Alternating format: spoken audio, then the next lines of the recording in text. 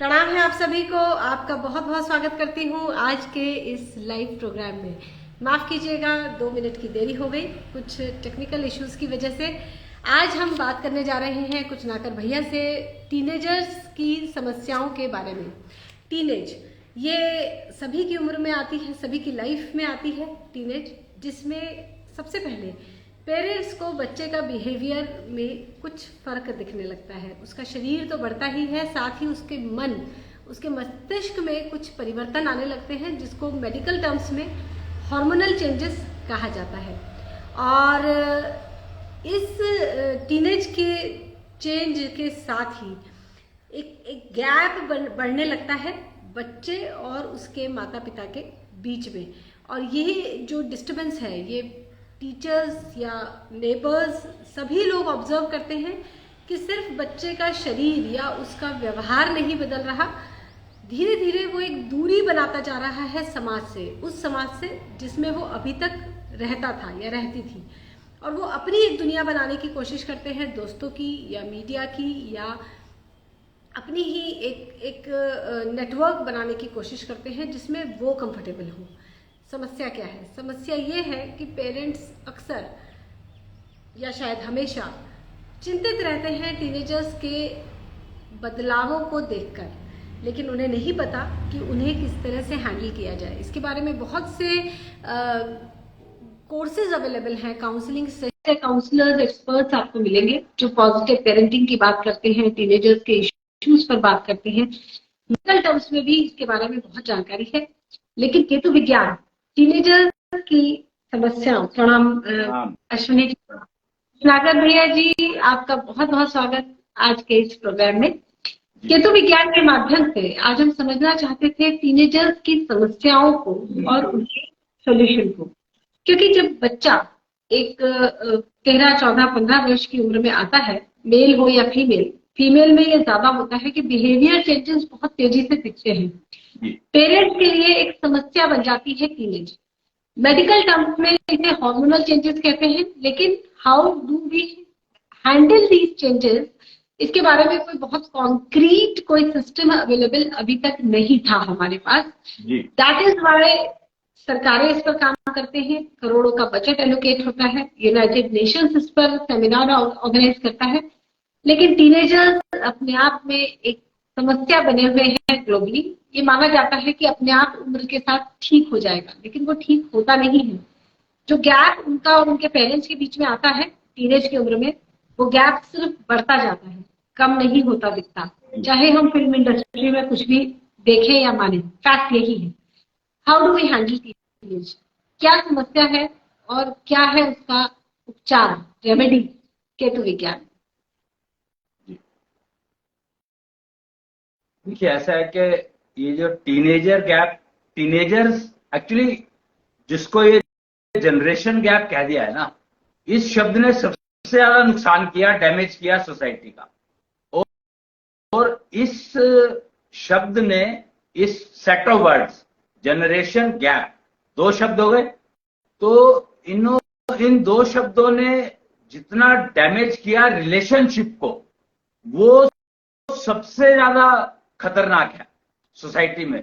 इस शब्द को हमें दुनिया से निकाल के फेंक देना चाहिए, क्योंकि जनरेशन गैप कह करके हमने 1000 सैंपल्स को ठीक मान लिया और 1 करोड़ एक्सेप्शंस को छोड़ दिया। अब इमेजिन के 1 करोड़ जो एक्सेप्शन छोड़िया वो टीनेजर्स है, और जो 1000 सैंपल हमने चुने, जिनको कि हमने मान लिया ठीक है, वो उस एज के हैं जिनमें उनको ज्यादातर प्रॉब्लम छुपा के रखने की आदत है उनको। जब तक वो बहुत ही ज्यादा खराब ना हो जाए, जब तक दिखती नहीं है, दिखाई नहीं देती हैं। इसीलिए पेरेंट्स जिस एज में होते हैं, बनते हैं, अगर वो समझा जाए तो उस एज में पेरेंट्स को ज्यादातर कोई अपनी प्रॉब्लम्स छुपाने की जो है वो ज्यादा टेंडेंसी रहती है, बजाय दिखाने के और उसका सॉल्यूशन ढूंढने के। शायद वो कहीं ना कहीं सॉल्यूशन ढूंढते रहते हैं, बट बिना डिस्कशन के सॉल्यूशन ढूंढते हैं, तो वो और ज्यादा नुकसान उठाते हैं। क्यों?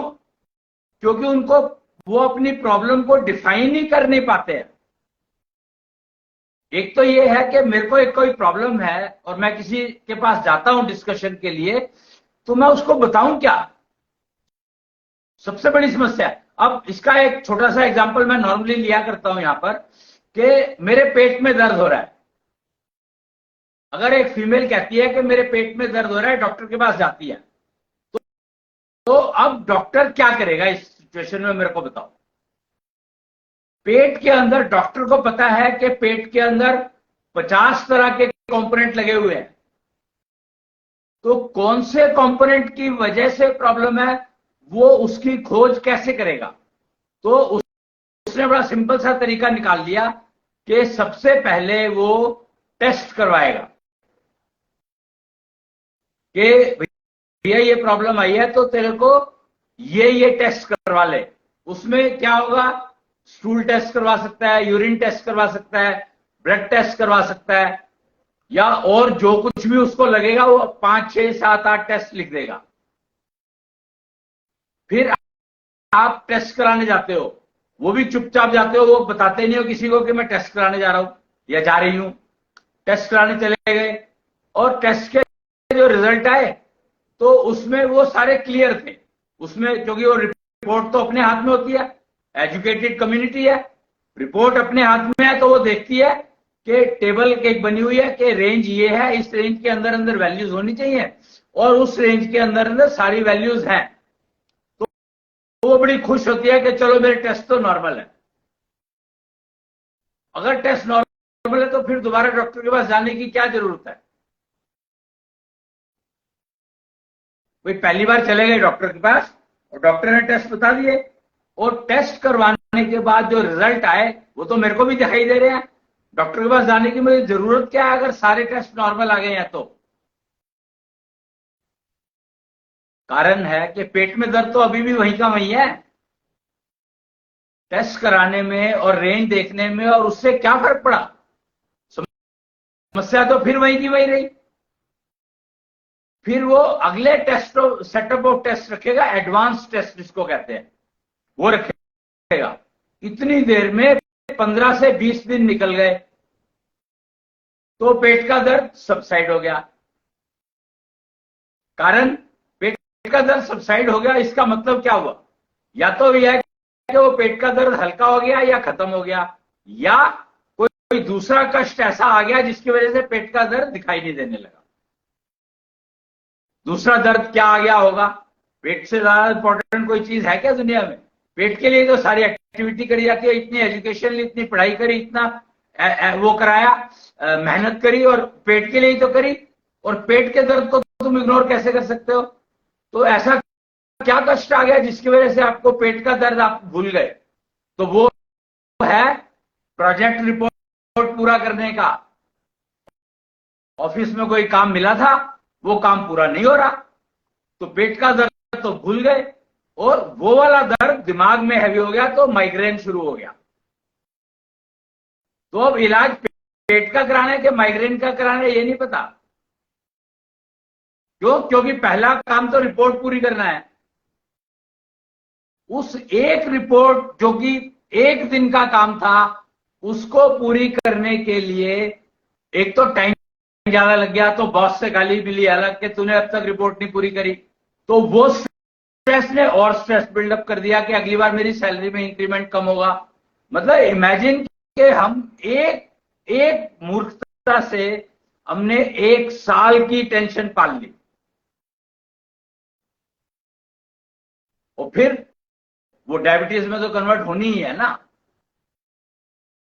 गारंटी है, एश्योर्ड है कि वो डायबिटीज में कन्वर्ट हो गई, या बीपी में कन्वर्ट हो गई, या किसी और पेन में कन्वर्ट हो गई, हार्ट एंजाइना में कन्वर्ट हो गई, या फिर मेंस्ट्रुअल साइकिल डिस्टर्ब हो गए। फीमेल की बात कर रहे हैं हम लोग प्राइमरीली, तो फीमेल के तो डिस्टर्ब होने के बहुत सारे पैरामीटर है। क्या क्या डिस्टर्ब हो गया, सिर्फ एक के कारण के पेट का दर्द था, और मैं एक्सप्लेन नहीं कर पा रही कि मेरे को पेट का दर्द क्यों है, मतलब किस वजह से है या किस टाइप का पेन का दर्द है। डॉक्टर के सवालों का आंसर नहीं है अवेलेबल। अगर डॉक्टर के सवालों का आंसर अवेलेबल होता तो टेस्ट कराने की जरूरत ही नहीं थी, कोई भी टेस्ट कराने की जरूरत नहीं थी। यहां पर मैं एक एग्जांपल देना चाहूंगा। हुआ क्या, एक बार कि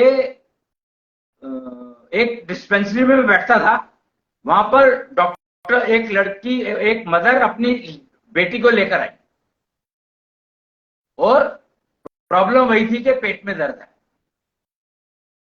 डॉक्टर ने 4-6 चीजें पूछी और उसके बाद एक दवाई लिख दी।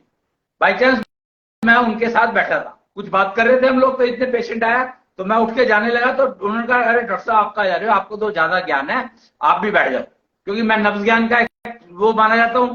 तो उन्होंने कहा ठीक है, मैंने कहा ठीक है बैठ जाता हूं। तो उसको, मेरे को उसको जो समझ आया उसकी नब्ज से कि उसको प्रॉब्लम कुछ भी नहीं है, सिर्फ मेंस्ट्रुअल साइकिल उसका ठीक से पूरा नहीं हुआ, तो इसलिए उसको प्रॉब्लम थी। जबकि डॉक्टर ने पूछा था कि मंथली ठीक चल रही है कि नहीं चल रही है, तो उसने कहा हाँ ठीक चल रही है। लेकिन मंथली ठीक चलने का मतलब क्या है, जो डॉक्टर ने पूछा मंथली ठीक चल रही है, उसने पूछा कि 28, मतलब जो साइकिल है वो नॉर्मल है, रूटीन में आ रहा है कि नहीं आ रहा, और जो ड्यूरेशन है वो तकरीबन ठीक होगी, तकरीबन, क्योंकि आ रहा है। और वो डॉक्टर्स का जो मेन वो है आइडिया मंथली पूछने का, वो ये है कि मंथली साइकिल चल रहा है, टाइम से आ जाता है और रहता है, मतलब वो जो भी उसका होता है मंथली ठीक है पूछने का। एक ही, उन्होंने तो एक ही सवाल पूछा, पर मंथली से रिलेटेड कितने पैरामीटर्स है ये उनको पता नहीं है। और मेरे को तुरंत समझ में आ गया कि इसकी प्रॉब्लम क्या है। तो मैंने कहा डॉक्टर साहब इसकी कोई प्रॉब्लम नहीं है, हल्की सी नाभि के आसपास अगर मालिश कर दोगे तो ठीक हो जाएगा पेट दर्द। तो डॉक्टर साहब ने कहा दवाई मैंने लिख दिया है, ये ट्राई करके देख लेना, अगर ये हो जाता है तो ठीक है, नहीं तो एक डोज दवाई की दे देना।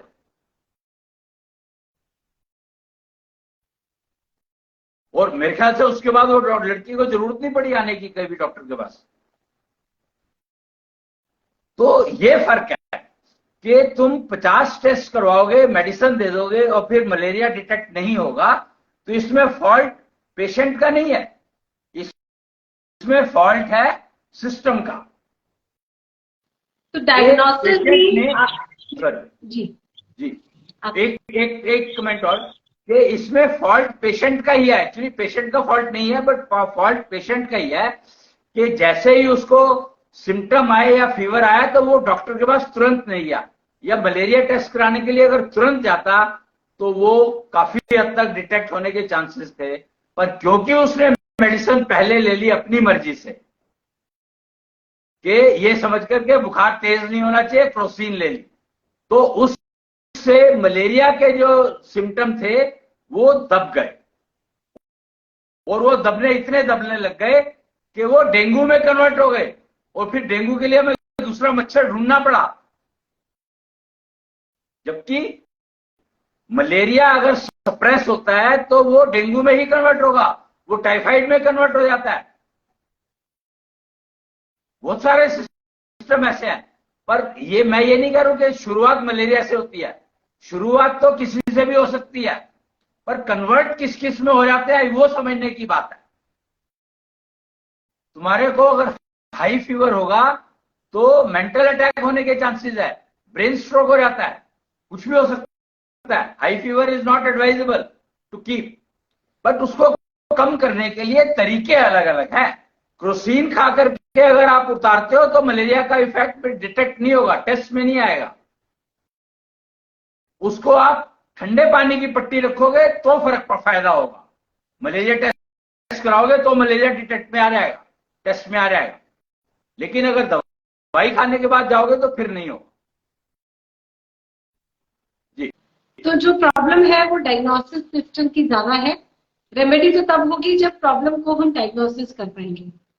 जो मैंने आपकी बात से समझा कि डायग्नोसिस के लिए क्वेश्चन आंसर्स पूछे जाते हैं, तो कई बार पेशेंट ने क्वेश्चन ठीक से समझा नहीं, या डॉक्टर ने ही क्वेश्चन को ठीक से एक्सप्लेन नहीं किया, या हमने जब टेस्ट कराया है उसके लिए जो पहले की प्रीरिक्विजिट्स है वो पूरी नहीं हुई, पैरामीटर्स जो लिए गए समझे गए उसमें कुछ ना कुछ डिस्टर्बेंस रह गई, अलग डिफरेंस रह गया, और हमारी टेस्ट रिपोर्ट ठीक नहीं आई।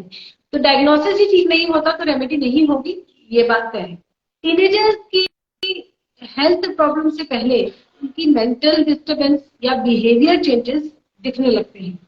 12 13 साल का अगर बच्चा है, स्कूल में देखें, आप घर में देखें, उसके बिहेवियर में एक चेंज आने लगता है, पेरेंट्स को दिखने लगता है। वो अब कम बात मानता है, या कई बार पलट कर जवाब देते हैं बच्चे, या कई बार अपनी एक दुनिया बनाने की कोशिश करते हैं, सीक्रेटिव हो जाते हैं अपनी लाइफ को लेकर। तब तक कोई हेल्थ प्रॉब्लम नहीं दिख रही है, तो इसलिए किसके पास जाए ये भी नहीं पता। पेरेंट्स बच्चों से बात करने की कोशिश करते हैं। जनरेशन गैप जिसे आप कह रहे हैं वो एक्चुअली एग्जिस्ट तो करता ही है, क्योंकि पेरेंट्स समझ ही नहीं पाते हैं उस माहौल को जिसमें बच्चा रह रहा है। क्लास में, स्कूल में, पार्क में, ट्यूशंस पे किस तरह का एनवायरनमेंट आज है हमें नहीं पता, क्योंकि हम जिस एनवायरनमेंट में रहे हैं और आज के एनवायरनमेंट में there is a difference, there is a gap. तो जनरेशन गैप तो आना नेचुरल ही है। तो अब इसकी वजह से जो रिलेशनशिप्स डिस्टर्ब होती हैं, और उसके बाद बच्चा अपने आप को अकेला महसूस करने लगता है, अकेली पड़ जाती है लड़की, खासतौर से 16 की उम्र के बाद टीनेज प्रेगनेंसी, ये ग्लोबल प्रॉब्लम है जिसका रूट कॉज मुझे यही लगता है कि आप फैमिली से दूर होने लगे। इवन अभी केरला फाइल्स करके कोई मूवी आई है, उसमें भी यही दिखाया है कि लड़कियां मिसगाइड हो गई, जिसका रूट कॉज अगर हम समझे तो वो यही है कि वो अपने पेरेंट्स से डिस्कशन उसका बंद हो गया। She is not able to communicate whatever she is feeling to her parents. तो कहीं से भी मिसगाइड होने का चांस बहुत बढ़ जाता है। इसका सोल्यूशन क्या है, एंड इस प्रॉब्लम का भी क्या कोई डायग्नोसिस होगा? आई मीन ये प्रॉब्लम क्या है, क्योंकि इसको हम हेल्थ प्रॉब्लम में तो नहीं गिन पाएंगे शायद। करेक्ट जी। एक्चुअली क्या होता है, मेरे को यहाँ पे मैं एक बहुत छोटा सा एग्जांपल देना चाहूंगा कि आप जब पढ़ रहे हो तो एग्जामिनेशन आपका है 1 साल बाद, तो आपने उस एग्जामिनेशन में पास होने के लिए पूरा 1 साल एफर्ट करी, और फिर एग्जाम में बैठे और उसका रिजल्ट बताता है कि तुमने तैयारी कैसी करी, है कि नहीं? तो बड़ा सिंपल सा सिस्टम है कि एग्जाम के लिए मैंने तैयारी क्या करी क्या नहीं करी इमटेरियल, एग्जाम में का रिजल्ट बताता है कि मैंने तैयारी क्या करी। और लोगों ने इसका सोल्यूशन क्या निकाल लिया कि एग्जाम जो है बार बार लेने लगे, सेशनल्स के नाम पर एग्जाम 4 बार कर दिए गए। चलो इस बार फाइनल एग्जाम होता था तो लोग सोचते थे कि उस दिन उसका शायद फीवर हो, उसकी तबीयत ठीक ना हो या कोई कारण हो उसका, तो तैयारी नहीं कर पाया। स्पेशली फीमेल के केस में ये ज्यादा इंपॉर्टेंट है, तो हो सकता है उसका मेंस्ट्रुअल साइकिल स्टार्ट हुआ तो उसके पेट में दर्द होगा तो वो एग्जाम ठीक से नहीं दे पाई। तो सेशनल्स का सिस्टम इंट्रोड्यूस कर दिया। How does it help? How does it matter? The problem is that we do not know what preparation has to be done. हमें तैयारी क्या करनी है यही नहीं पता। फिर धीरे धीरे क्या किया, सेशनल में जो सब्जेक्ट आ गए, सिलेबस आ गया, वो सिलेबस अब अगले सेशनल में नहीं आएगा, लेकिन फाइनल एग्जाम में सारा सिलेबस आएगा। तो फिर प्रॉब्लम तो वहीं की वहीं रही। फिर मार्क्स को डिस्ट्रीब्यूट कर दिया, चलो 10 मार्क उसके, 10 मार्क उसके, 40 मार्क फाइनल के। तो तुम्हारे 80% से ज्यादा तो तुम ऊपर ले रहे हो, तो इसका मतलब तुम्हें तो मिलेगा ही नहीं कभी भी, क्योंकि 10-10 में तो तुमने अच्छा किया पर 40 में आकर के तुम रह गए। तो प्रॉब्लम तो वहीं की वहीं रही। हम लोग ऐसे ऐसे ऑल्टरनेटिव निकाल करके बैठ गए जो कि प्रॉब्लम को सॉल्व नहीं किया, मैनेज करने की कोशिश करी।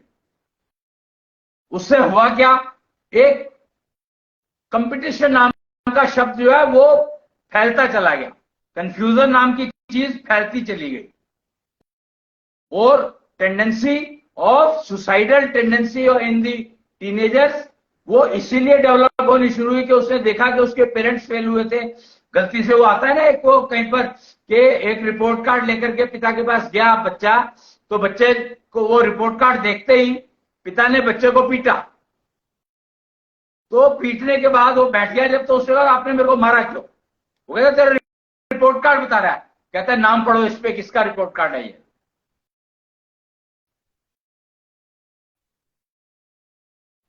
तो ऐसी ऐसी चीजें आने लगी। इसका मतलब क्या हुआ, जनरेशन गैप क्या है? अच्छा, दूसरी तीसरी बात, एक्चुअली स्पीकिंग हमने जनरेशन गैप के वही किया कि हम लोगों ने प्रॉब्लम्स के सॉल्यूशन को ढूंढना बंद कर दिया, एक्सेप्शन में डाल करके छोड़ दिया। तो जैसे मैंने ये कहा कि 1 साल के बाद जब एग्जाम होता है तो उसकी तैयारी हम पूरे साल करते हैं। क्या हमें पता नहीं है कि लड़कियों के पीरियड स्टार्ट होंगे 13-14 साल की उम्र में? किसको नहीं पता ये बात? पर उसके लिए तैयारी क्या करवाई तुमने? बताओ मेरे को। सबको पता है कि प्रेगनेंसी का टाइम आएगा, उसके लिए प्रिपरेशन क्या करवाई तुमने? सबको पता है डिलीवरी करनी है, उसको प्रेग्नेंट होगी तो डिलीवरी भी करनी है, उसके बाद रिकवरी भी चाहिए, उसके लिए क्या प्रिपरेशन कराई? मीनूपॉज आएगा, ये हर लड़की को पता है, हर लड़के को पता, हर उसको पता है मेरे ख्याल से, मैरिड मेल को तो कम से कम मीनूपॉज आएगा, उसके लिए क्या तैयारी करी? तो इतने सारे एग्जामिनेशन होंगे तुम्हारे, ये तुम्हें पता है, नेचर ने दिए हैं ये एग्जामिनेशन, उसकी प्रिपरेशन कौन करेगा? तो प्रिसाइजली क्योंकि हमने प्रिपरेशन नहीं करी तो हम एग्जामिनेशन में फेल होंगे ही होंगे। और उसको हम चाहे जनरेशन गैप कह के टाल दें, चाहे उसको दवाइयां कह के और खराब कर दें, चाहे उसको सुसाइड कह दें, चाहे उसको हम मर्डर कह दें, कुछ भी कह सकते हैं, but it is precisely the missing of preparation for the examination given by nature. हम चाहते हैं कि वी शुड डाई हेल्दी, हमारे को कष्ट ना हो मरने में, और उसके लिए प्रिपरेशन कौन करेगा? वो कौन करेगा? जी। फीमेल के केस में हम मान सकते हैं कि कारण ये है कि मदर ने या उसके फैमिली के लोगों ने उसकी प्रिपरेशन नहीं कराई, उसका प्रिपेरेटरी पीरियड आ गया, तो इसलिए उसके बिहेवियर में और सारे चेंजेस आ रहे हैं, तैयारी हुई नहीं और एग्जाम आ गया। मेल में भी चेंजेस आते हैं। मेल चाइल्ड अगर किसी के घर में है 11, 12, 13 साल की उम्र में, उसके भी बिहेवियर में चेंजेस आते हैं। मोस्टली बड़ी एज में जो डिस्टर्बेंसेस आती हैं, ड्रिंकिंग की, स्मोकिंग की, डिप्रेशन की, उनका रूट कॉज जब समझा जाता है तो वो टीनेज में मिलता है। आपको कुछ कह दिया था पेरेंट्स ने, ऐसा हुआ था, ऐसा नहीं हुआ था, जिसको हम पास्ट लाइफ रिग्रेशन के थ्रू कई बार डील करने की कोशिश। Past life regression is only that study of teenage period in the age of 25, 30, 40। Absolutely. तो मेल चाइल्ड के लिए भी क्या कुछ तैयारी करानी है? फीमेल के लिए हमें पता है उसकी लाइफ में कई फेजेस आने हैं, मेल के लिए वहां क्यों जनरेशन गैप आता है? अरे बड़ा सिंपल है। मेल के लिए एक सबसे बड़ी प्रॉब्लम क्या शुरू होती है? उसके बाल आने शुरू होते हैं तो उनकी मेंटेनेंस, शेव करनी है, रोज करनी है, आज करूं कल करूं नहीं करूं, बाल बड़े कर लूं तो मेंटेनेंस और बढ़ जाती है कि उनको उसमें कुछ जुए ना हो जाए, उसमें कोई प्रॉब्लम ना आ जाए। मेल की तो प्रॉब्लम ये है कि उसको ये पता ही नहीं है कि वो करे क्या। अच्छा, शेव करता है तो उसकी गर्लफ्रेंड कह देती है आज तूने शेव कर ली तो वैसे अच्छा लग रहा था, वो बेचारा वो डिस्टर्ब। और उसने शेव नहीं करी तो उसके बाद तेरे को शेव भी नहीं करनी आती, तो उसकी लाइफ ही खत्म हो जाती है। मेल की लाइफ तो 14-15 साल के बाद बेचारे की खत्म ही हो जाती है।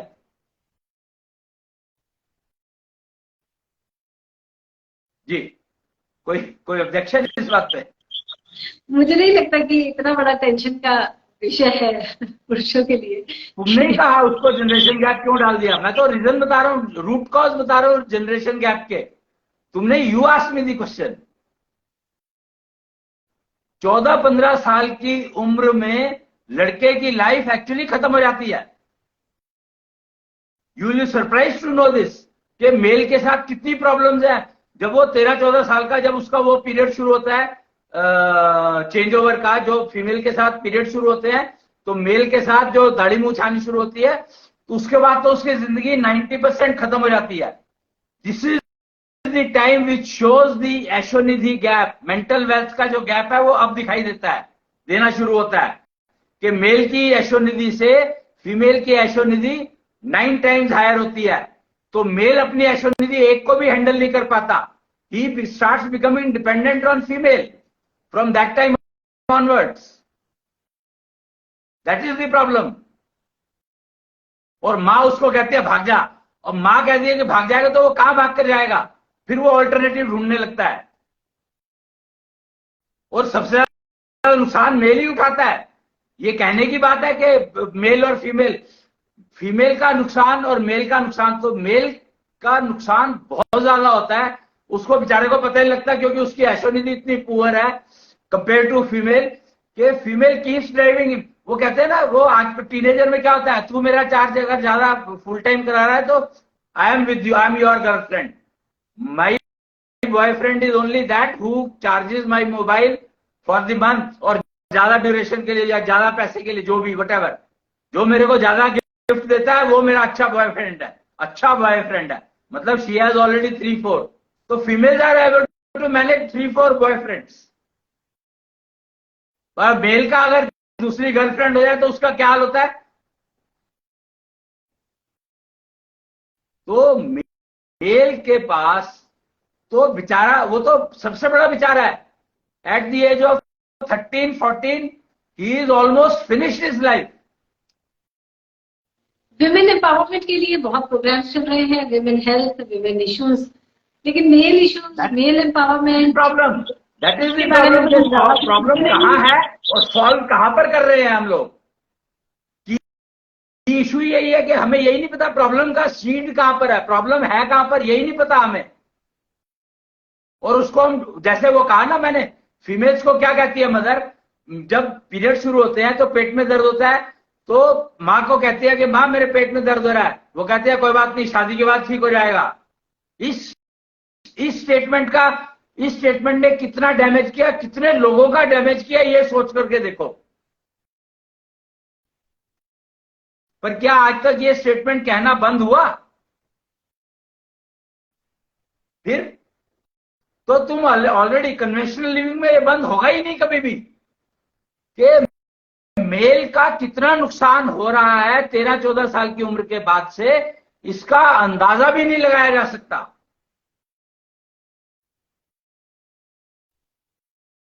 हम फीमेल्स के लिए इतने प्रोग्राम्स चला रहे हैं, मेल के लिए क्यों नहीं? और इसके बारे में खुलकर बात क्यों नहीं हो रही? महिलाएं शोर मचा रही हैं अपने अधिकारों के लिए, पुरुष अपने अधिकारों के लिए शोर भी नहीं मचाते दिख रहे हैं, क्यों? देखो, मैं पुरुष हूं तो डेफिनेटली मैं शोर नहीं मचा सकता। ये मेरे को कहा गया है कि चुप बैठ जा एक कोने में। अगर थोड़ा सा भी बोले लड़के की, आप किसी भी घर में देख लो, लड़का अगर थोड़ा सा ही बोले चुपचाप कोने में जाके बैठ जा, नहीं तो उसको सेकंड फ्लोर पे सोने को भेज दिया जाता है कि चल भैया तू discarded, you are thrown out of the family. जी,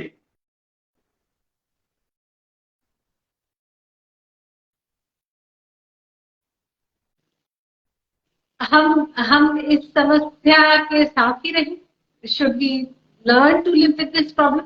यानी कि एक माँ को, एक पिता को ये बात समझ लेनी चाहिए कि मेरे बच्चे जब 12-13-14 साल की उम्र में आएंगे, ठीक है बेटी है तो उसकी तैयारी करानी है, माँ को पता है कि क्या की तैयारी की जरूरत है। अगर माँ को पता होता तैयारी की जरूरत है तो माँ क्या कराती है, शादी के बाद ठीक हो जाएगा। माँ ये स्टेटमेंट कह के जान छुड़ा लेती है एकदम से बस, और उसने ये नहीं पता कि उसको कितने गलत ट्रैक पे डाल दिया ये स्टेटमेंट कह के। जी,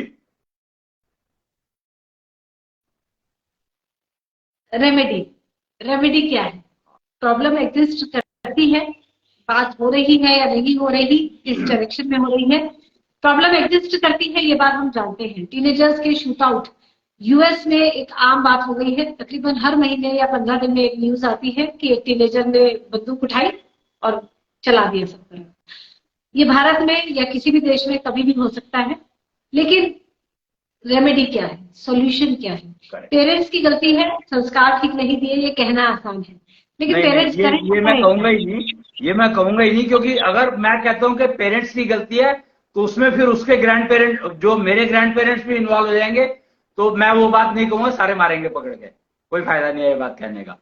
तो इसमें पेरेंट्स की या उसकी गलती नहीं है, इसमें गलती है ज्ञान, विज्ञान की जगह पे हम लोग साइंस पर शिफ्ट हो गए। हमें जैसे ही बच्चा पैदा होता है जेंडर तब पता लगता है, पहले ही जेंडर पता करने की कोशिश में लग गए हम, जिसने सबसे ज्यादा डैमेज किया। और जो ज्ञान कहता है, ज्ञान, विशेष ज्ञान कहता है कि बच्चा जब गर्भ में आ जाता है तो उसको लड़के की तरह से पालना है, मान के चलना है मां को कि मेरे गर्भ में बेटा आया है। इनफैक्ट बेटर ये रहेगा कि वो मान के चले कि मेरे पेट में विष्णु आया है, कृष्ण आया है। कृष्ण मैं इसलिए नहीं कहता क्योंकि वो बाद में आएगा वर्ड, तो इसलिए विष्णु को मान लो कि विष्णु आया।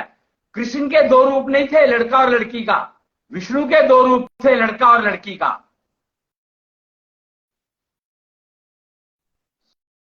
समझ में आया कि नहीं आया? विष्णु के दो रूप, लड़का और लड़की। हाँ, मोहिनी। तो विष्णु ने दो रूप दिखाए अपने, लड़का और लड़की का। तो वो कहता है कि जब पेट में आया हूं तो विष्णु आया है, जब डिलीवर होगा तब पता लगेगा तुम्हें कौन है। और जैसे ही अगर डिलीवर होने के बाद तुम्हें पता लगा लड़की है, तो उसका तुरंत विवाह करना है कृष्णांश से। तुरंत, तुरंत मतलब तुरंत। और ये काम पेरेंट्स के द्वारा होना चाहिए। पिता कहे बेटी के कान में धीरे से, या कान में कहने की जरूरत नहीं है, पब्लिक में ही कह सकता है, एटलीस्ट मदर सामने होनी चाहिए। और मां इस बात को कहे हां कर दिया है, मतलब दोनों पेरेंट्स की दोनों रजामंदी होनी चाहिए। Both parents should agree and then they should marry her with Krishnansh. और अगर लड़का हुआ है तो उसको कृष्णंश बनाना है। तेरे तू कृष्णंश है ये कहना चाहिए उसको। ये नाम नहीं है, ये डेजिग्नेशन है।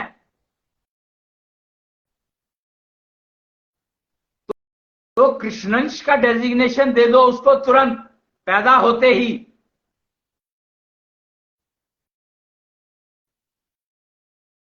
और फिर देखो आप जी, कृष्णांश से विवाह का मतलब है हवा की ऊर्जा, जो कृष्णांश भगवान है उनसे विवाह कराया। भगवान तो फीमेल कृष्णांश भगवान, वन सेकेंड, कृष्णांश भगवान नहीं, कृष्णांश भगवान, क्योंकि वो उनका भोग लगाया जाता है। ऊर्जा है ना, ऊर्जा को तो तुम यूज करोगे ना, तो इसलिए कृष्णांश से विवाह करना है जी। तो फिर फीमेल को प्रोसीजर सिखाएगी मदर कि वो कृष्णांश का भोग लगा पाए, वो यूज कर पाए, कृष्णांश को भोग लगा पाए। ओके, लेकिन कृष्णांश बनना है तुझे, बेटे के कान में कह दिया, बनना नहीं है, तो ये डेजिग्नेशन तुम कृष्णांश हो। अब तुम कृष्णांश की सीट मिल गई है तुम्हें, और उसके लिए अपने आप को बैठने लायक बनाओ उसके ऊपर।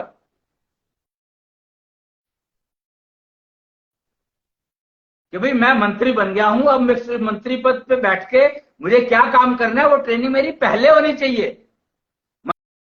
मंत्री पद पर बैठने के बाद अगर मैं ट्रेनिंग लेता हूं तो मेरे को किस काम आएगी वो जी। मीन्स बेटा पैदा हुआ है तो उसको बताया कि तुम कृष्णांश हो, और फिर पेरेंट्स को ये ध्यान रखना है कि उसकी जो पालना है वो कृष्णांश के अकॉर्डिंग हो, कि ये कृष्ण का अंश बने रह पाए, उस डेजिग्नेशन पर बैठ पाए। और बेटी है तो उसका कृष्णांश से विवाह करा दिया, तो she is able to maintain herself as wife of Krishnansh. So not wife of, sorry, not wife of Krishnansh. Who said wife? Wife kind of word doesn't exist when we talk of विवाह। Project जब होता है, यही तो game है कि हमने marriage कह करके उसको सत्यानाश कर लिया उसका। मैरिज वर्ड को समझो, marriage is a contract, marriage is not husband wife, marriage is not पति पत्नी। सॉरी, चलो ये भी हस्बैंड वाइफ हो सकते हैं पर पति पत्नी नहीं। हस्बैंड वाइफ में gender is not defined, wife can be any gender, mind it.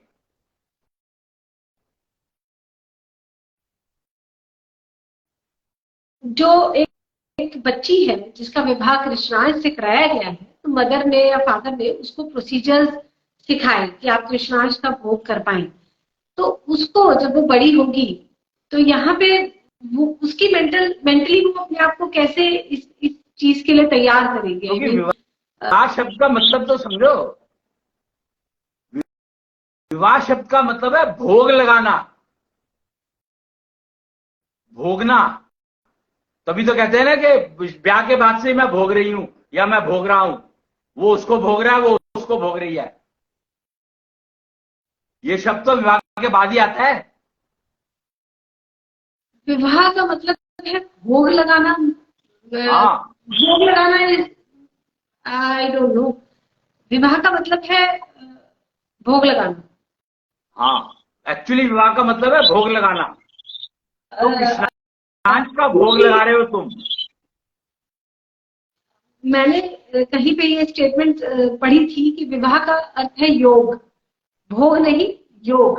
और योग का अर्थ है कि जुड़े बिना रहना, भोग ना के, कि बिना जोड़ने की भोग के, कोशिश करना। सॉरी, बिना भोग के योग संभव ही नहीं है। बिना भोग के योग संभव ही नहीं है। एक्चुअली यही तो प्रॉब्लम हुई। इसीलिए तो हमें चीजों को समझने में आने में दिक्कत। हमने योगा को योग समझ लिया, भोग का पता ही नहीं है भोग कहते किसको है। भोग हमेशा भगवान को लगाया जाता है या भगवान का भोग किया जाता है। अश्विनी जी, भगवान को भोग लगाया जाता है, भगवान का भोग नहीं लगाया इसीलिए जाता है। भगवान की बात हमने नहीं करो, भगवान का, भगवान की बात करो। इसीलिए मैंने भगवान नहीं भगवान की बात करी। भगवान का भोग लगाया जाता है, भगवान को भोग लगाया जाता है। दोनों में समझो फर्क, दोनों शब्दों को समझो।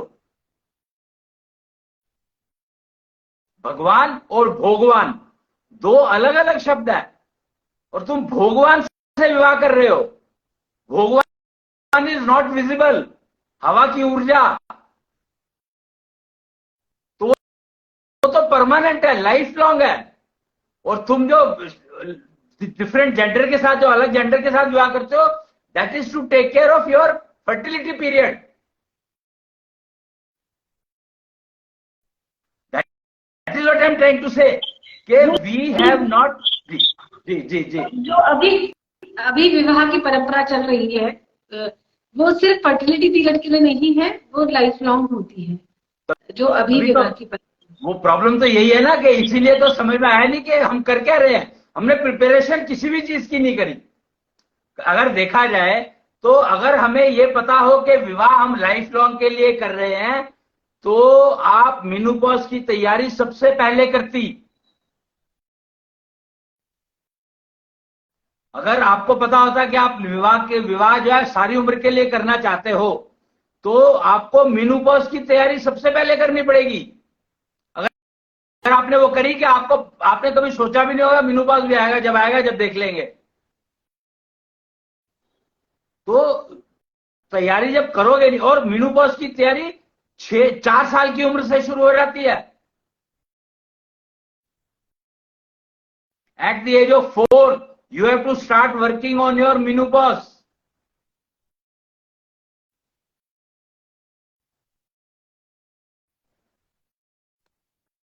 तो विवाह का अर्थ है भोग लगाना, क्योंकि बिना भोग के योग संभव नहीं। अब भगवान को तो हम भोग लगाते हैं, वो ट्रेडिशन तो हमें पता है।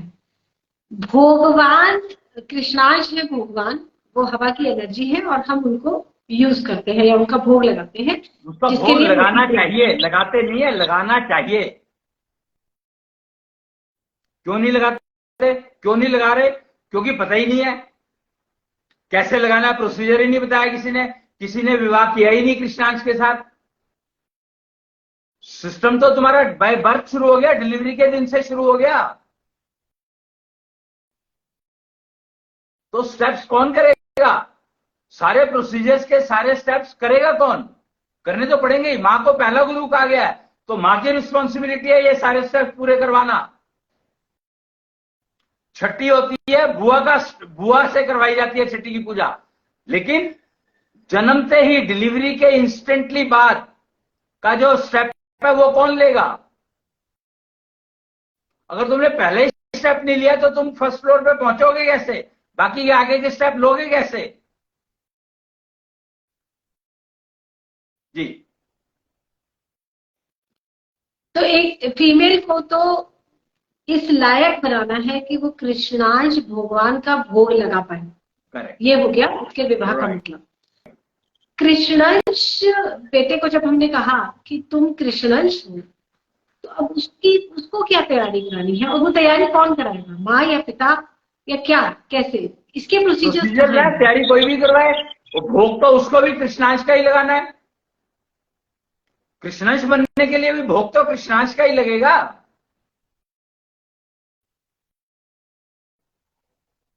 कि लड़की अगर कृष्णांश का भोग लगाएगी तो वो कृष्णांश के साथ योग में आ जाएगी। लड़का जब कृष्णांश का भोग लगाएगा तो वो कृष्णांश बन जाएगा, कृष्ण का बनने अंश लगेगा, बनने लगेगा, बनेगा कब ये नहीं पता। ओके, लेकिन उस ट्रैक पे आ जाएगा। और अगर ये दोनों स्टेप्स लिए जाते हैं तो शायद टीनेज एक प्रॉब्लम नहीं रहेगी पेरेंट्स है? के लिए, और टीनेज फिर एक प्रॉब्लम नहीं रहेगी किसी के लिए, क्योंकि हमारा बेसिक क्वेश्चन आज का वही था। आपको एक, अब इसका मैं क्या कहूँ, एक्सपेरिमेंट तो करके देखना ही पड़ेगा, लेकिन अभी भी कुछ ऐसे जिन्होंने को थोड़ा बहुत बताया गया, सिखाया गया, उन्होंने प्रैक्टिस करी, तो उनके पेरेंट्स से पूछोगे वो रिजल्ट क्या थे।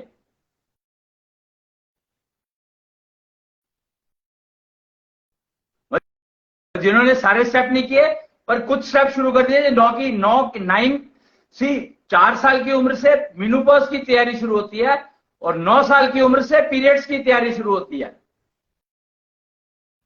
तो जिन्होंने वो तो नहीं किया, पहले वाला स्टेप तो नहीं किया, मेनोपॉज वाला तो नहीं किया, लेकिन पीरियड वाली जो तैयारी करी थोड़ी बहुत, तो उसके रिजल्ट उनके पेरेंट्स से पूछ सकते हो। जी। तो ये तो हो गया सारा स्टेप।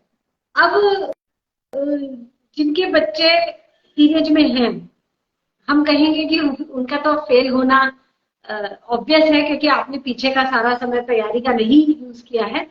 तो अब टीनेज में आपके बच्चे अगर हैं तो यू कांट डू एनीथिंग, अब हमारे नहीं, पास कोई रेमेडी। ऐसा नहीं है, ऐसा नहीं है, रेमेडी सारी है। Remedy system given by Ketu विज्ञान, everything is there. The only thing is, maybe learning will become a little difficult. It may take more time to learn and then more time to practice. You need more time to practice. And testing becomes very important. कि आप कर रहे हो तो उसका क्या फायदा मिल रहा है, चेंजेस, अगर कुछ फायदा कम मिल रहा है तो उसको क्या चेंज करना है उससे प्रोसीजर में, ये सब एड ऑन। तो ये रेगुलर टेस्टिंग का एक फेज शुरू हो जाता है। अगर हम किसी का, वही बात है ना कि जैसे हमने मान लो एग्जाम की तैयारी पहले तो करी नहीं, बाद में हम ट्यूशन लगाते हैं, तो it is something like that.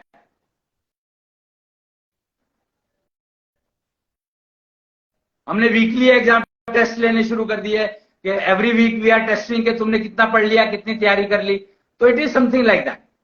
Testing becomes important if you delay, or tuition becomes important if you delay. That is the key. But it is available. Procedures, systems are available. Yeah. यानी कि जब parents को पता लगता है कि वो माता पिता बनने वाले हैं, तो उन्हें पहले ये तैयारी करनी है कि उनका बच्चा उनके लिए एक मुसीबत ना बन जाए, खासतौर से बड़े होने के बाद। इनफैक्ट विच इज एक्चुअली, और ये सब in fact I would like to say कि जब तुम विवाह करने, शादी करने जा रहे हो, एज के हिसाब से जब भी आप जा रहे हो, तो उससे जब आपको पता लगेगा कि हाँ शादी करने जा रहा हूं मैं या जा रही हूं, अब मेरे को करनी है शादी, तो तैयारी तभी से शुरू कर दो, क्योंकि विवाह करने की भी तैयारी करनी है, प्रेगनेंसी की, हनीमून की, हर चीज की अपने आप को तैयार करना ही करना पड़ेगा हर स्टेप के लिए। Every examination you have to prepare.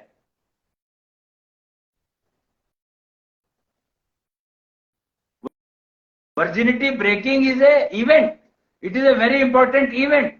So you have to prepare for that. Unless you prepare for that, there are chances that you will get UTI. UTI is a very common problem in new married females. And both suffer. Male, female, both suffer because of this. So who will do the preparation that you don't get that.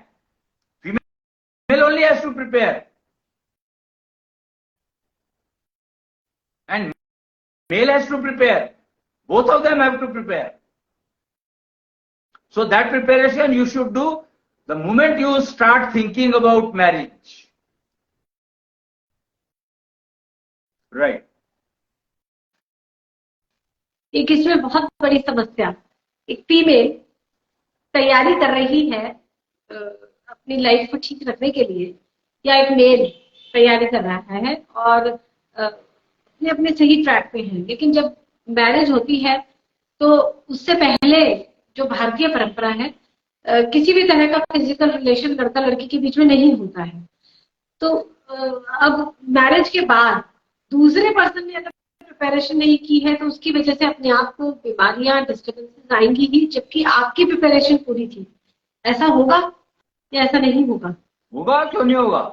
होगा। तो इसके लिए भी क्या हमारे पास कोई prevention system है कि तो हमारी तैयारी पूरी है? एग्जैक्टली, इसीलिए मैचिंग बहुत इंपॉर्टेंट है कि you should marry only when the person is beyond marriage threshold value, it is a measurable. के शंख माप, डिजिटल शंख technology has been given for that purpose only, के you should measure what is the current status of his stamina level, health level, combination level, and connection between, primarily that connection between his mind and brain and body. The problem comes if you have a gap between your mind, brain and body connection. So and there is a minimum threshold each person should have. Till that time you are not supposed to select him or her as marriage partner. जैसे हम किसी का कई बार blood group check कराते हैं marriage से पहले, ये भी एक ट्रेंड चलने लगा। इसी तरह से एक टेस्टिंग पर्सन की होनी चाहिए, मेल हो या फीमेल हो, सो दैट सामने वाले को पता लग जाए कि this person is okay for me और नॉट। क्योंकि नेचुरली अगर हम इतनी प्रिपरेशन करते हैं तो किसी बीमार पर्सन के साथ जुड़ने का कोई पॉइंट नहीं है। True, absolutely. अरे आजकल तो मैंने ये भी सुना है कि लड़कियां जो हैं वो क्या कहते हैं, शादी के बाद गई घर में और दोनों एक बेड पे थे और किसी बात पे आर्ग्यूमेंट हो गई, लड़की छोड़ करके घर छोड़ करके वापस अपने घर चली गई। तो ये इंसिडेंट्स का मतलब क्या है? और कुछ अब तो ये भी सुनने में आ रहा है कि विवाह के टाइम पर जब फेरे हो रहे थे उसी टाइम पे लड़की उठ के भाग गई। क्यों? क्योंकि उस लड़की ने उस लड़के से कुछ ऐसा सवाल पूछ लिया जिसका जवाब वो देना नहीं चाहता था। तो लड़की को समझ में आ गया कि ये मुझे बेवकूफ बना रहा है, और लोगों ने इसको क्या नाम लगा दिया कि लड़की वाले ने ये क्या करके जान छुड़ाई कि भाई तुम दहेज मांग रहे थे, मैंने दहेज नहीं दिया। Because the internal communication only female and male knows. तो उसका एस्केप रूट बना लिया दहेज। ये पहले भी चलता था, शायद मार्केट में कम आता होगा, क्योंकि एक पुरानी से गांव की ये कही जाती थी कि अभी तो बेटी बाप के ही घर है।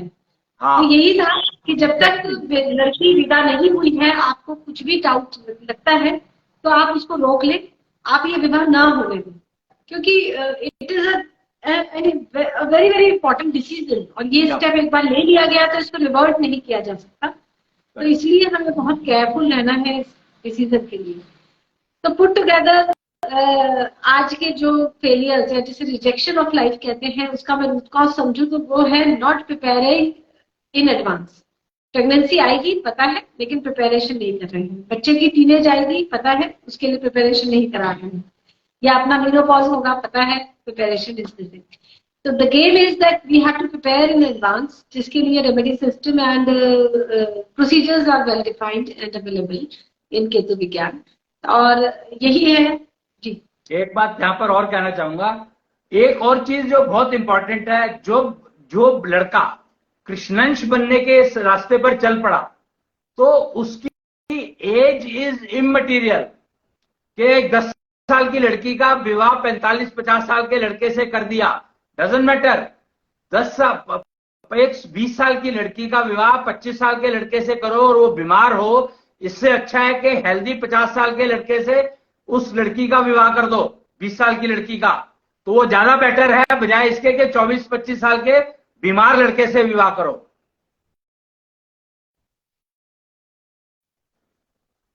ये बहुत इंपॉर्टेंट फैक्टर है, क्योंकि लड़की की प्रॉब्लम क्या है, लड़की का विवाह 40 साल के बाद करते हो तो क्या नुकसान है, लड़के का विवाह अगर तुम 60 साल के बाद भी कर दोगे तो क्या नुकसान नहीं है। मैं ये बताने की कोशिश कर रहा हूं, यहां पर एज गैप है, जनरेशन गैप, एज गैप को जनरेशन गैप कह दिया कि फीमेल की जो लाइफ है उसका फर्टिलिटी पीरियड जो है वो लिमिटेड है, बट मेल का फर्टिलिटी पीरियड लिमिटेड नहीं है, अनलिमिटेड है। You understand what I am saying? तो फीमेल की मैरिज अगर तुम लड़के के किसी भी एज से कर सकते हो, यू हैव टू एंश्योर कि वो कृष्णंश बन चुका है या बनने के रास्ते पर है। Age is no matter at all, age has no connection. ये कैसे इंश्योर करेंगे कि ये लड़का कृष्णंश बन चुका है या कृष्णंश बनने के रास्ते पर है? ये इंश्योर करने का तो हमारे पास ठीक है एक पैरामीटर है जिससे हम मेजरमेंट कर लेते हैं कि इसका थ्रेशोल्ड से ऊपर होना चाहिए मैरिज एलिजिबिलिटी, लेकिन कृष्णंश बन चुका है ये लड़का या उस रास्ते पर है, ये भी क्या चेक किया जा सकता है, टेस्ट किया जा सकता है? क्यों नहीं, ये बताती है ना। लेकिन प्रॉब्लम क्या है कि कृष्णंश बनने के लिए जो सिस्टम है, that system if is adopting तो बन ही जाएगा, बना नहीं है, बनने के रास्ते पर है मैंने कहा, और थ्रेशोल्ड क्रॉस कर चुका है तब तो विवाह हुआ, और उसके बाद जब वो कंटिन्यूअसली प्रैक्टिस कर रहा है अपग्रेडेशन तुम्हें साथ दिखाई देगी। यहां पर कमिटमेंट सिर्फ एक है, लड़की को अपने से करना होता है। अगर वो बीमार होता है तो उसको इंश्योर करना है कि बीमार होने का कारण वो तो नहीं है, लड़की तो नहीं है, भाई यही है, केयर करनी है, दैट्स इट। जी, इस जो एज गैप आज की डेट में हम लोग कहते हैं 2-3 साल का एज गैप होना चाहिए लड़की लड़के के बीच में, ज्यादा डिफरेंस ना हो उनके बीच में, कम्युनिकेशन में प्रॉब्लम आएगी। ये कोई जोड़ी बनी, जैसे हम कई बार हीरोइंस का भी देखते हैं कि उन्होंने 50 इयर्स के मेल से शादी की तो इसको गोल्ड डिगर कहा जाता है कि वो पैसे के लिए उसने शादी कर ली, she is a gold digger. ये एक मार्केट में वर्ड यूज किया जाता है। This is actually of no sense, this is जो मतलब इसका कोई मतलब नहीं है, इसका कोई नेचुरली, क्योंकि एज, अब कहते हैं आपने इसके साथ कॉन्ट्राडिक्टरी एक स्टेटमेंट और सुनी होगी, age is only a count of number. What does that mean? Age has no meaning, counting the number has no meaning. Actually जी विवाह जो जो अभी हम लोग जो देखते हैं विवाह में, it's not just physical relations, लड़का लड़की आपस में बात भी करते हैं, they are actually good friends, best friend मैं कह सकती हूँ कि पति पत्नी ही एक दूसरे के बन सकते हैं। तो क्या वो दोस्ती पति पत्नी के बीच में अगर एज गैप ज्यादा होगा तो हो सकती है ज्यादा अच्छी होगी, ज्यादा अच्छी होगी। Female will feel much more confident with him, because female की ऐशोनिधि 9 टाइम्स हायर है मेल से। तुम इस बात को क्यों भूल जाती हो? तो at every point she knows के अगर इसका मैं ये केयर करूं तो उसको बीमार कभी होगा नहीं, हेल्दी रहेगा हमेशा, और डिस्कशंस हेल्दी होंगे। Education has no connection with the healthy health, discussions have no connection with the health, and healthy discussions, we talk of healthy discussion but we do not know what health is.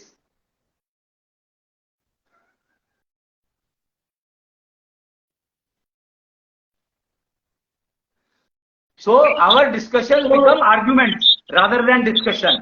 That is the key problem, that why arguments takes place. The only reason is that we are, if we enter into healthy discussion, in conventional living they become argument, whereas actually discussion means they try to understand each other. Argument होती है तो उसमें क्या कर रहे हो तुम? कोशिश यही कर रहे हो ना कि मेरे को ये प्रॉब्लम है, ये तू समझ, और वो चिल्लाकर बोलते हो, बस दैट्स द ओनली डिफरेंस। और जब चिल्ला के बोलते हो तो सामने वाले को तुमने क्या बोला पता ही नहीं लगता, तो argument continues, they don't improve your relationship. So healthy discussion only healthy people can do. Otherwise, it will turn into arguments only, and that too wasteless arguments. जी, यानी कि एक मिसकंसेप्शन है हमारी एजुकेटेड कम्युनिटी में कि लड़की लड़के के बीच में 2, 3, 4, 5 साल से ज्यादा का गैप नहीं होना चाहिए, ये लड़की के लिए खराब है या लड़के के लिए खराब है. It's absolutely no sense. The game is that क्या लड़का कृष्णांश बनने के ट्रैक पर है, क्या लड़की ने कृष्णांश का भोग करना सीखा है, क्या उसे मीनोपॉज की तैयारी के बारे में पता है, क्या वो प्रेगनेंसी के लिए प्रिपेयर्ड है. तो ये चीजें इम्पोर्टेंट है, मैटर करती है, क्योंकि हम लोग कभी तो डिग्रियां मैच करते हैं, कभी वटेवर. तो होल टुगेदर पैराडाइम चेंज, एक परसेप्शन में हमारे बदलाव आना है, नजरिया हमारा बदलना चाहिए. जो जिस तरीके से अभी हम लाइफ को चला रहे हैं, जिसको हम सो कॉल्ड सभ्य समाज कहते हैं, उसमें ये शूट आउट्स होते ही रहेंगे. ये रिवोल्ट टीनेजर्स की तरफ से आतंकवाद जैसी समस्याएं होती ही रहेंगी, क्योंकि ज्वालामुखी की तरह गुस्सा बाहर आएगा ही आएगा, और ये गंदगी हमें हमारे समाज में किसी न किसी रूप में दिखती रहेगी. सोल्यूशन एक ही है कि प्रिवेंशन किया जाए, और विच इज ओनली पॉसिबल जब हम समय से तैयारी कराएं. बेटी हुई है या बेटा हुआ है, और उनके कंसीवमेंट के समय से ही माँ को और पिता को प्रिपेयर्ड रहना चाहिए that they are entering into a new phase. Ashwini ji, आज के इतना ही. और मैरिज इज अ कॉन्ट्रैक्ट, ये शब्द जरूर आपसे एक बार समझना चाहेंगे, ये स्टेटमेंट जरूर आपसे समझना चाहेंगे कि कॉन्ट्रैक्ट किस तरह का. कॉन्ट्रैक्ट मैरिजेस हमने मूवीज में देखी है. नहीं, यहाँ पर एक्चुअली मैरिज, एक मिनट, यहाँ पर ना आप लोगों ने मैरिज शब्द का मतलब नहीं समझा. Actually marriage means 2 persons, gender is immaterial, and marriage is a temporary system. To execute a project, I married to this person and we executed the project, we split it. So marriage means you are going to execute a project. Marriage is, it is not gender based also. Marriage gender based नहीं है. तुमने सुना ही होगा क्या कहते हैं उसको, गे and lesbians. तो मैरिज का मतलब है कि between 2 persons, whereas when we talk of विवाह, भगवान से नहीं, विवाह, I am talking about the general word of विवाह. विवाह means it is not contract, it is not temporary, it is between 2 different genders. First condition is that it is between 2 genders, different genders, not between 2 persons. That is the basic difference between vivah and marriage. विवाह सिर्फ लड़का और लड़की के बीच में होगा, mail और female के बीच में होगा.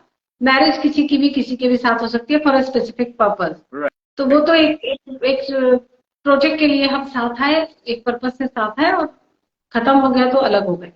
जबकि विवाह का मतलब होता है जुड़ना, योग.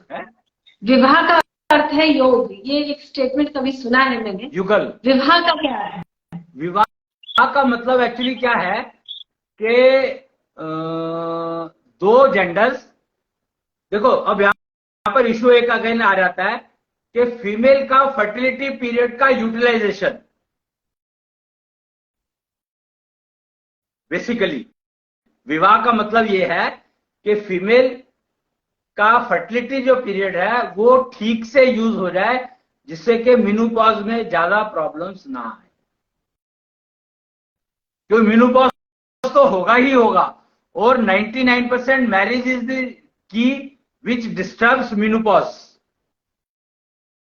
या क्योंकि कोई बीमार है, किसी की वजह से क्या हो गया, मैं बीमार हो गई या मैं बीमार थी, मेरी वजह से वो हुआ, कुछ कोई ना कोई प्रॉब्लम रहेगी जरूर कहीं ना कहीं पे. It adds to the menopause का जो ड्यूरेशन, और मतलब 2 चीजें होती हैं.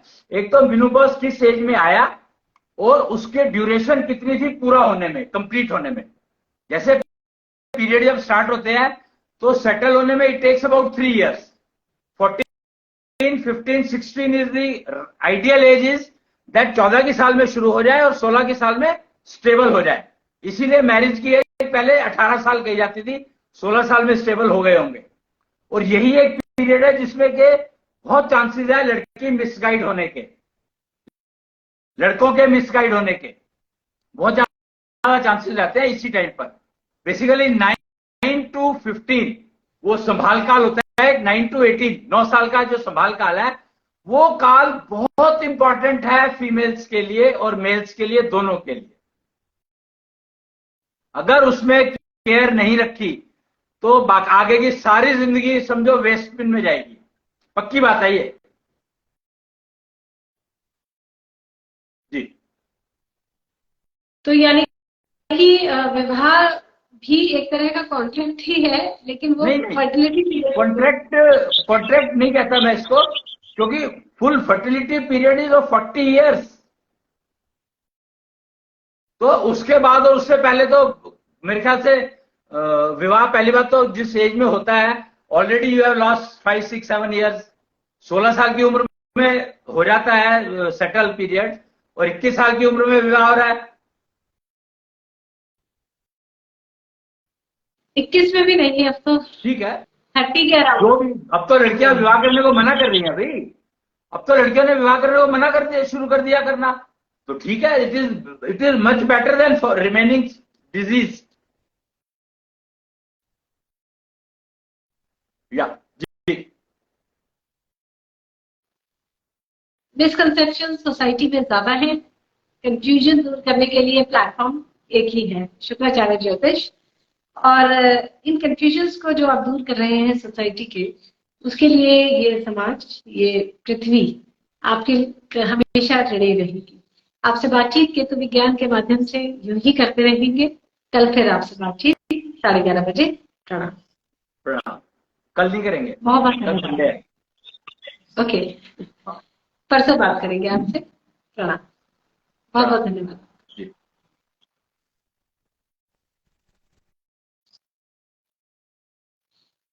क्या आपको भी लगता है कि आपके और आपके बच्चों के बीच में कम्युनिकेशन जैसा होना चाहिए वैसा नहीं है? क्या आपको लगता है कि आपके बच्चे अपने मन की बात आपसे खुलकर नहीं कह पाते, या आप अपनी बात उन तक नहीं पहुंचा पाते?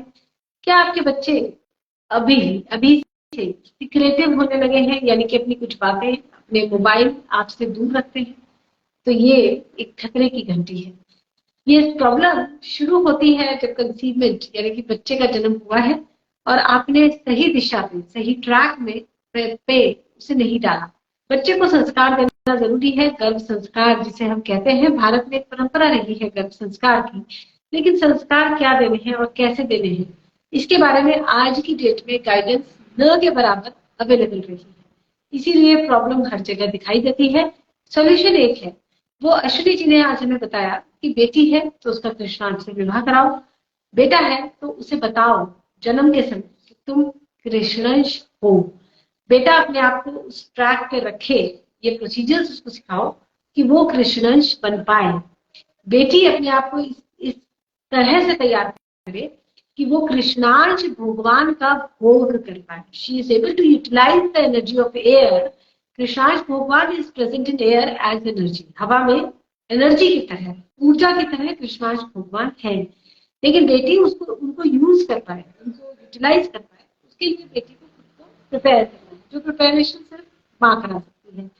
विवाह का अर्थ समझना जरूरी है. फर्टिलिटी पीरियड को समझना जरूरी है, जो फीमेल के 40 साल उसके साथ है. मेनोपॉज की तैयारी एब्सोल्युटली इंपॉर्टेंट है हर एक फीमेल के लिए.